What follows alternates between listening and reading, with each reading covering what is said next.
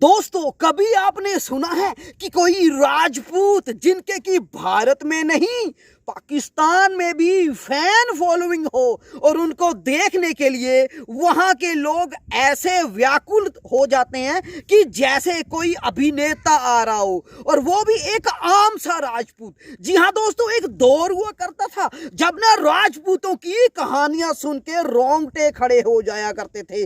आज मैं आपको उसी दौर में लेके जा रहा हूं और आपका जो खून है उसको चार्ज करते हैं। राजपूत की घटना सुन के ना आपका खून इतना चार्ज हो जाएगा कि आप कहेंगे वाकई राजपूत तो यही होते थे। जय भोले शंकर जी की। मैं पंजाब से आपका लखविंदर सिंह। उस दौर की बात है जब हमारा भारत देश आजाद हुआ था।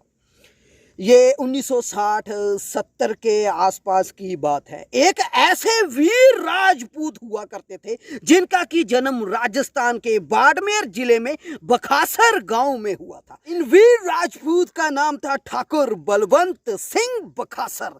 बचपन इन वीर राजपूत का गुजरात, कच्छ, राजस्थान के सीमावर्ती गांव में गुजरा, जिस कारण दोस्तों इन वीर राजपूत को वहां की पूरी खबर हुआ करती थी। मित्रों, ये वो दौर हुआ करता था जब इंटरनेशनल बाउंड्री नामात्र के समान हुआ करती थी। सिंधी और मुस्लिम लुटेरे अक्सर भारत लूटने, यानी कि जो आसपास के गांव थे वो लूटने के लिए आते जाते रहते थे, जिस कारण मित्रों ठाकुर बलवंत सिंह बखासर बचपन से ही इतने ज्यादा दलेर हो चुके थे कि इनके मन में एकमात्र भावना थी अपनी भूमि के लिए रक्षित खड़े रहना। मित्रों, इतने दलेर थे कि अकेले ही उन सिंधी और मुस्लिम लुटेरों के साथ लड़ने चला जाया करते थे। इतने ज्यादा दलेर हुआ करते थे। और मित्रों, कई बार इन वीर राजपूत ने वो लुटेरे मार मार के भगाए। यही नहीं, उनके पीछे पाकिस्तान तक ये जाते थे,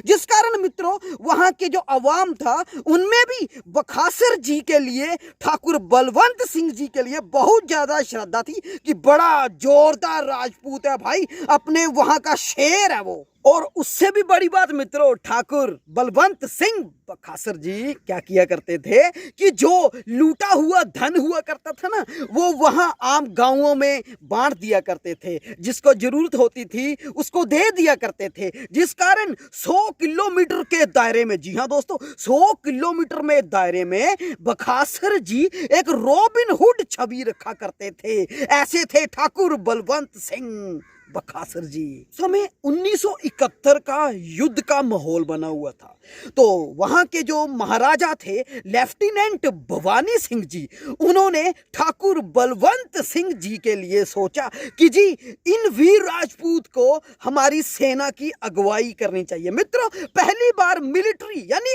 आर्मी किसी लोकल राजपूत, लोकल बंदे से सहायता मांगने जा रही थी। पहले तो सरकार ने मना कर दिया, पर लेफ्टिनेंट भवानी सिंह जी को पता था ना कि जो रॉबिन हुड होता है उसको सब कुछ पता होता है। उस रॉबिन हुड के बिना कुछ नहीं हो सकता, क्योंकि मित्रों सेना में अलग अलग रीजन के बंदे होते हैं, उनको वहां के लोकल क्लाइमेट और लोकल एटमॉस्फेयर का कुछ पता नहीं होता।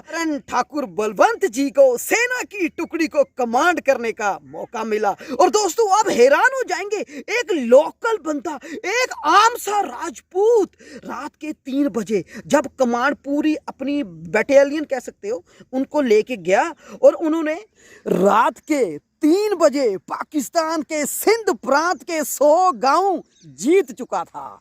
इतना ज्यादा दलेर हुआ करते थे वो वाले राजपूत ठाकुर बलवंत सिंह जी। और मित्रों, पाकिस्तान के उस जगह के 100 थाने भी अब भारत के कब्जे में आ चुके थे। जरा सोचिए मित्रों, एक सिविल सा बंदा, एक दलेर राजपूत जो कि डिफेंस में नहीं था, पर उन्होंने अपनी सूझबूझ से वो युद्ध जिता दिया। जिसके बाद दोस्तों ठाकुर बलवंत सिंह जी के जितने भी गुनाह थे माफ कर दिए गए, और मित्रों उनको सम्मान दिया गया, उच्च कोटि का सम्मान। तो मित्रों ऐसे हुआ करते थे दलेर राजपूत।